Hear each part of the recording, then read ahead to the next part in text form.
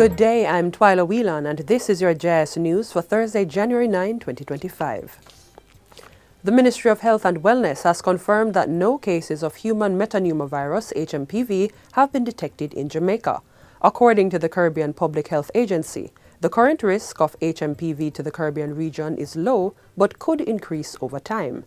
HMPV is a respiratory virus related to the respiratory syncytial virus (RSV) and can cause both upper and lower respiratory illnesses across all age groups. Vulnerable populations including children under 5 years old, the elderly, and individuals with weakened immune systems are at greater risk of severe illness. The symptoms of HMPV are like other respiratory viruses and include cough, fever, nasal congestion, and shortness of breath. In severe cases, these symptoms may escalate to bronchitis or pneumonia. The National Surveillance Unit within the ministry will continue to monitor the evolving epidemiological situation in Jamaica.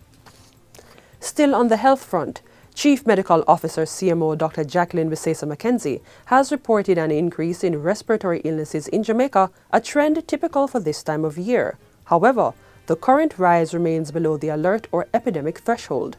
We are now in the influenza season when an increase in influenza cases is expected. However, the figures are in keeping with what is expected at this time of the year. Influenza A H1N1 pandemic strain is the predominant strain on the island, with 256 cases detected in circulation in 2024, followed by 64 cases of influenza A H3N2 and 5 cases of influenza B. In December, the number of hospital admissions for lower respiratory tract infections rose above the epidemic threshold in week 51. The ministry continues to monitor the situation in the hospitals and asks persons visiting health facilities to wear masks to prevent the spread of respiratory infections. The National Water Commission (NWC) is enhancing water resilience in Kingston and St. Andrew through ongoing water projects. That's the word from Minister with Responsibility for Water, Matthew Samuda, during the commissioning of the Port Royal Pipeline project on Tuesday. The installation was done at a cost of $533 million. Minister Samuda says the current water demand for Kingston and St. Andrew stands at 37 million gallons per day, a significant reduction from 55 million gallons in 2015. When you contemplate all of the high-rises, all of the development, all of the significant investment that has gone into Kingston and St. Andrew, we're using significantly less water. In fact, we have moved from what we call non-revenue water, which is water which is leaked or stolen, from being at 70 to 72% to being at approximately 38% in Kingston and St. Andrew. So what that means is that Kingston and St. Andrew is significantly more water resilient. It is significantly closer to being able to supply every single citizen with water in excess of 23 hours a day, which is a global standard for best practice. Further resilience will be supported by the second phase of the Rio Cobre Water Treatment Plant project set to begin this month. Additionally, Phase 2 of pipeline works along Washington Boulevard will commence in February, aimed at mitigating the effects of periodic droughts starting around that time. Minister Samuda also announced that the long-anticipated water line from Ferry to Rock Pond in St. Andrew will be constructed over the next 2 years at a cost of $1 billion, benefiting more than 30,000 residents.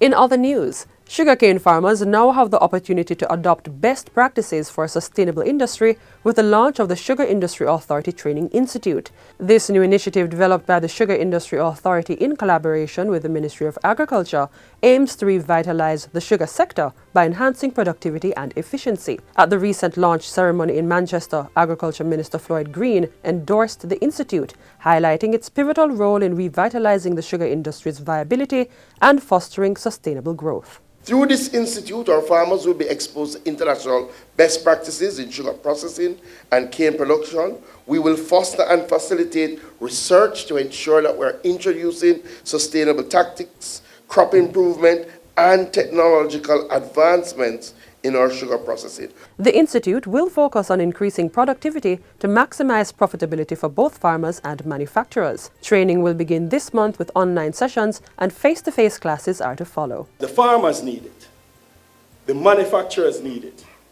Everyone, every stakeholder in the industry needs for this to happen The National Water Commission is reporting that over 1,500 customers have applied for relief in the first 5 days of the 3-month amnesty initiative, which began on January 2. The amnesty includes the write-off of debt for pensioners and PATH beneficiaries whose water supply have been disconnected for 2 or more years, as well as a 50% reduction in arrears for customers disconnected for 6 months. Speaking with JIS News, Acting Corporate Public Relations Manager Delano Williams says the NWC is expecting the numbers to significantly increase. Customers may contact us using our toll-free number 888-225-5692.